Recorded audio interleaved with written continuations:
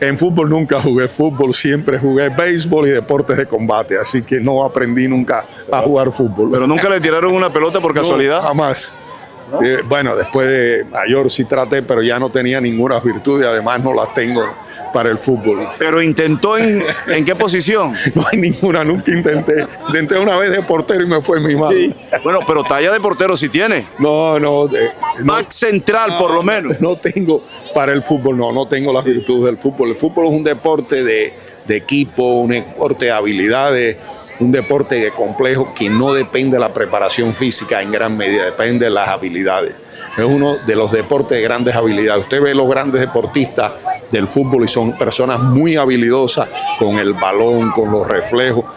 Y creo que es uno de los deportes donde hay que jugarlo en equipo. Puedes ser una estrella, pero tienes que jugarlo en equipo y donde los niños tienen que aprender muchas habilidades de edades muy tempranas. Yo viví en cerca de estadios de fútbol famosos en Europa y he ido a partidos de fútbol y realmente me quedo maravillado de que hay que jugar en equipo. Usted puede comprar grandes estrellas y ser un equipo mediocre. O sea, el fútbol no depende de una persona, depende de un equipo. Ese concepto de jugar en equipo aplicado a la sociedad es bien complejo también. Sí, yo creo que eso, las tecnologías del siglo XXI cada día nos hacen más individualistas, menos trabajo en equipo, menos sensibles a lo que nos rodea. Y creo que esa es la gran tarea que tenemos. Y yo creo que yo estoy maravillado. El deporte hay que empezar en edades tempranas. Yo llevé a mi hija cuando empezó el deporte de alto rendimiento, una escuela de alto rendimiento, y tenía 9 años. Y me dijeron que 9 o 10 años, y me dijeron que la había llevado muy tarde para empezar.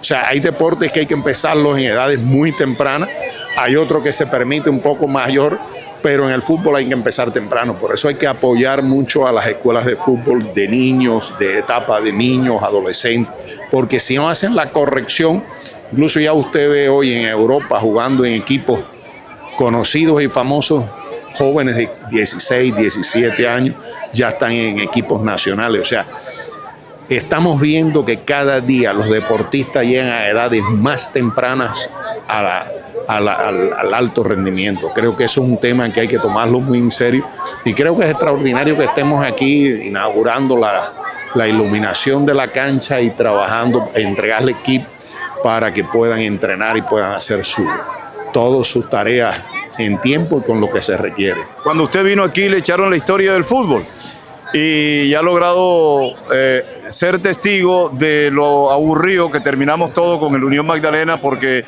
tenemos grandes jugadores, buenos nombres, caramba, pero vea lo que nos está pasando. En el deporte puedes tener nombre, puedes tener dinero, pero no todo es dinero.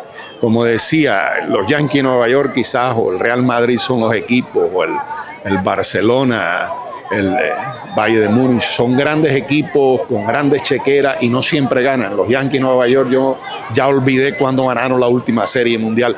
O sea, el dinero no es directamente proporcional a los resultados. El deporte, lo que yo he aprendido del deporte, y tengo grandes amigos deportistas, futbolistas, boxeadores, he conocido muchas personas importantes del mundo del deporte, es primero que hay que llegar en edades tempranas, segundo que hay que tener grandes canteras.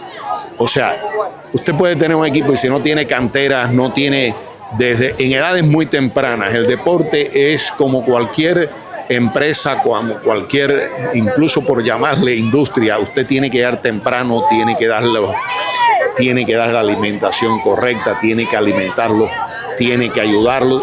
Es una tarea que requiere mucho dinero, requiere esfuerzo y requiere el acompañamiento de los gobiernos. El deporte sin el acompañamiento de los gobiernos es muy poco probable que tengan éxito. Si tienen éxito son personas y no el deporte como tal. Pero creo que el fútbol colombiano está viviendo una época buena, una época de gloria, donde uno ve en muchas partes del mundo deportistas colombianos famosos, y creo que hay que seguir estimulando a las nuevas generaciones, y yo creo que la única forma de alejar a las nuevas generaciones de las drogas, de todo esto, es a través del deporte. Yo soy un gran admirador del deporte, y creo que vale la pena hacer todo lo que esté a nuestro alcance para desarrollar el deporte. Bueno, le ha apuntado con la fundación también el tema de la educación, que es un gran ejemplo. Todo lo que están haciendo, patrocinando a los talentos que hay acá, y ahora con el deporte. Qué combinación tan bonita esa, ¿no? Yo creo que es lo mismo. El deporte y la educación es lo mismo. O sea, no es que el deporte y la educación estén separados. El deporte y la educación es lo mismo. Yo creo que la única forma de salir de la pobreza es la educación y el deporte. Usted no tiene, bueno, hay muchas formas de salir de la pobreza, pero muchas no son legales. Pero las formas más rápidas y eficientes de salir de la pobreza es educar a la población, darle oportunidades a la población y darle oportunidades al deporte, incluso no solo al deporte, a la educación, a la cultura. En el mundo existen millones y millones de talentos que nunca tuvieron la oportunidad. Se lo garantizo que la mayor parte de los talentos en el mundo nunca tuvieron la oportunidad de desarrollarse.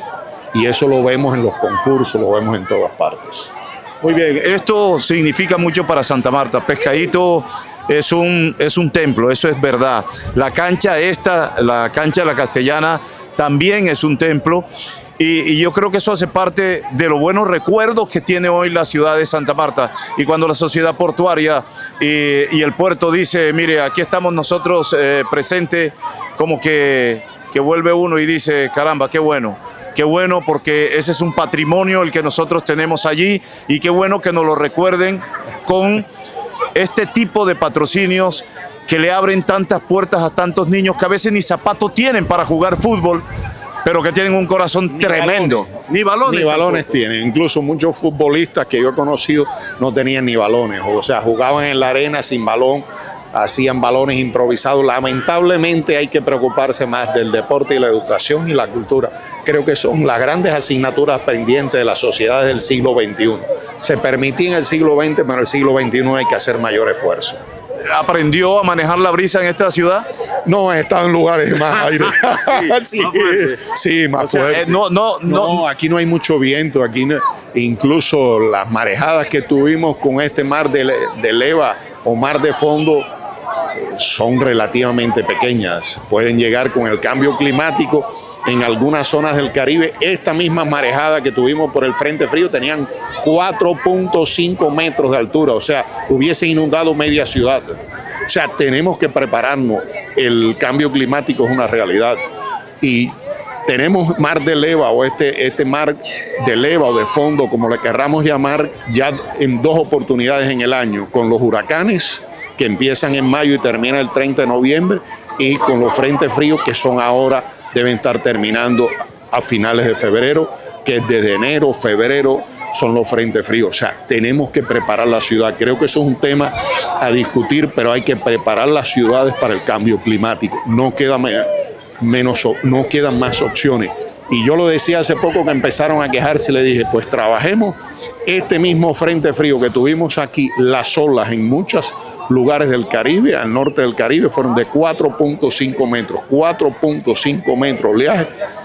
La afectación a esta ciudad sería catastrófica. O sea, hay que prepararse.